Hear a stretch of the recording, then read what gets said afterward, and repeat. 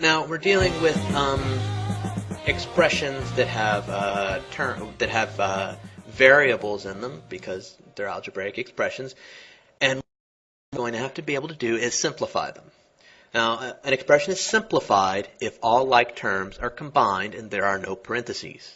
So our example here, we have parentheses, and we have terms that are going to be like, but we have to get rid of the parentheses first. So that's going to be my first step, is to get rid of the parentheses. Now, to get rid of these, I have to use the distribution property. All right. When I distribute, that means that I multiply the number outside the parentheses by the numbers inside the parentheses. So I have 2 times y is 2y. 2 times 5 is 10. Here I have negative 3 because the negative sign has to travel with the 3. Negative 3 times y is negative 3y.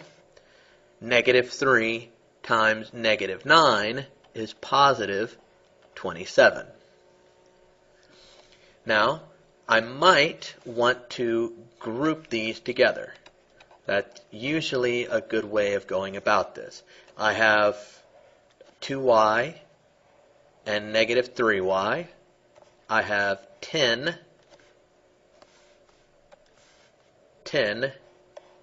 and 27. Now notice that I've put circles around the y's and squares around the constant terms. Now I do that just to keep it straight so that it's easier to do the grouping. So I have 2y minus 3y. I can just move things around as I want to. It really makes no difference as long as anything that's negative stays negative and anything that's positive stays positive. Those are the only requirements. So here I've grouped 2y minus 3y and 10 plus 27. Once I've done that, one last step, and that is to combine. Now I can combine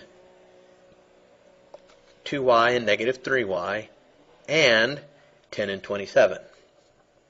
2y minus 3y is negative 1y. Well, I don't write 1y. I write negative y.